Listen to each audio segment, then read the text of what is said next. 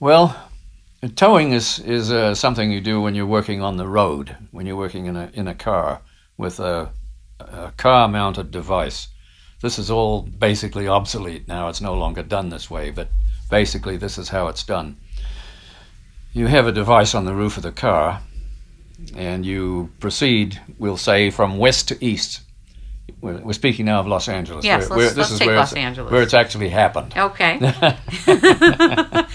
And you start off and you get out on the number 10 freeway going to the desert. I'm getting very excited about going on the number 10 again. Number 10. It'll never be the same to me. I used to get worried when I carried my tennis rackets in the car. Now, if I see a tube, I'm going to get very nervous. That's right. Something's coming. You should. But you point the tubes astern of the car. You point them, in the direction that you have come from. That is the west. And if you do it all in the right way, you'll see that there is an accumulation builds up behind you. And this moves with you as you move out to the desert, and it will pile right into the Banning Pass area when you get to there. That's the way it works. In your book on page 69, you talked about one of the things that you learned in this particular process of watching how this works is that you could actually bring in fog. Yeah. Talk about that, too. Well, that goes back a long way. It goes back into the 80s, actually. I don't do that anymore. But we found out that if you went on Imperial Highway and you start off at the Harbor Freeway and you go directly due west on the Imperial Highway all the way as far as you can, by the time you get down to the waterfront, provided it is not a situation where you have a drought in vogue, but if it's a normal day, you will have immense fog come in over LAX. You practically close the airport. So you have to be very careful about doing that. That's pretty heavy duty. Yeah, right. So there's a whole navigation protocol to all of this. Yeah, right. The people who are in charge of these things are not familiar with vital force. This is something that doesn't exist for them. You see, so if you offer them a device that uses vital force to clarify the air, they don't want to look at it because of the problems with their own constitution, that they're not familiar with it and they don't like it. Correct. I could totally understand that, except that you and I both know that many people will go to a doctor.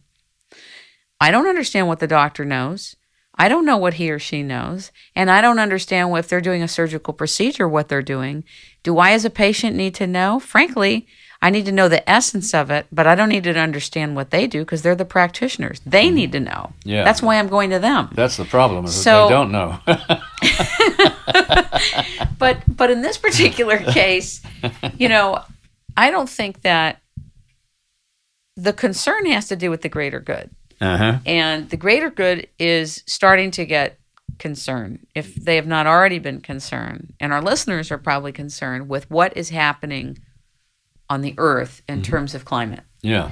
And there are many people that are saying that the way things are going, that even England may be frozen over literally in an ice age within 20 years.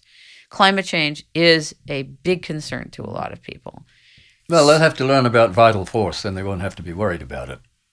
You don't think that there is some type of association with the climate? There's some innate association with climate being, quote, from God that immediately says, well, that's the fate of the earth. God will let you use the vital force all you want. And that's really the key to it right there, is that they will not advance to understanding the existence of the vital force. They will not have it. Well, let's say that they won't have it, but there are people who will have it. There are people who have been cleaned out by the hurricanes, who have been cleaned out by either volcanoes or earthquakes. There are millions of people that are in drought and don't have access to fresh drinking water. I had the opportunity a year ago to interview Bill Cox, who I know you know very well. He's a great man. He is a great man. And the earth and the world needs him very badly, too. Yeah, they do. But he's not working. You see what I mean? I do see. And, you are both at a later chapter in life. And my concern is that we are very much dependent on rainfall for drinking water. Mm-hmm. And in cases where a society or a culture or a country is not ready, willing, and able to employ and deploy your services, that may be a country that is ready for the services of Bill Cox, who has the ability to access primary water that doesn't come from rainfall. Right. It's like if you access anything that has to do with our sustainability in a different way than what's already been organized and touted, it's dismissed. That's right. They won't have it. And the bottom line is that water now is being privatized and has been being privatized for the last 5 years. That's right. It's the latest high-level racket, is to privatize the world's water. And so I think that this is very, very critical. I was wondering if you could also speak about something you wrote about called the horizontal dark bar. Now, I know we're getting a little technical with the weather engineering part, but there is a way that you know when the rain that you have just produced is your rain, yes, so to speak. Could you talk about what the horizontal dark bar is and describe it for the listening audience, please? The horizontal dark bar is an accretion of moisture. The reason that it appears dark is that it is moisture, and it is in a in a much drier atmosphere. Therefore, it appears that way. You said that there's a clear blackish line along the bottom of the clouds that brews up and bases itself on the horizontal dark That's right. bar. That's right. Well, the moisture accretes where the dark bar is, and it spreads upwards through the clouds. That's how it goes. What does accrete mean for those of us who don't know? Accrete means, accumulate. Okay, accumulate. Yeah. And all of a sudden, it turns black? Well, not jet black, but close to it. Okay. Much darker than its surroundings. Darker than its surroundings. Yes, that's right. And heavy cloud comes out of nowhere? Yeah, right. That's a common thing. Comes in over the scene.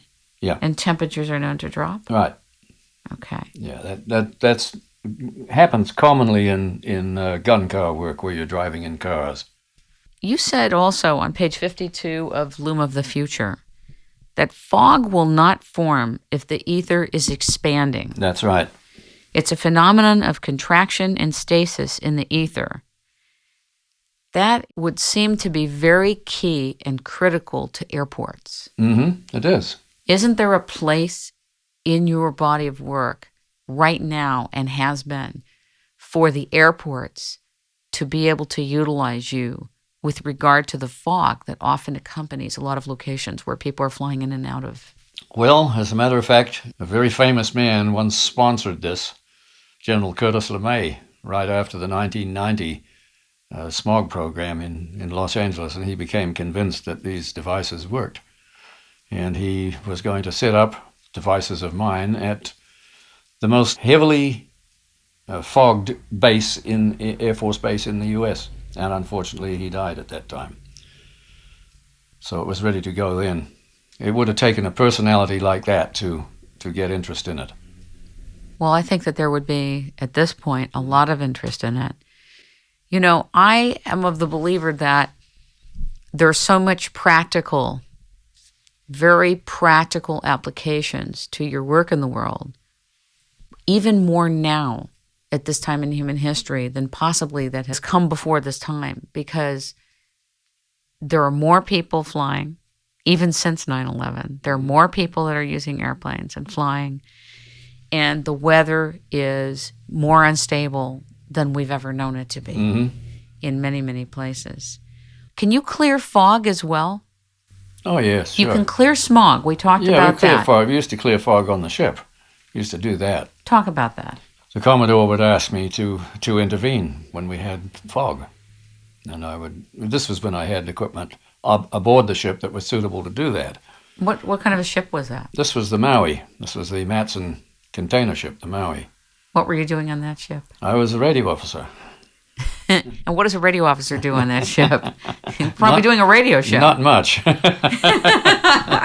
Somebody was letting you prepare your weather engineering. That's right, exactly. And who let you do that? Say, what's with it? Who empowered you to do that? Oh, the Commodore authorized.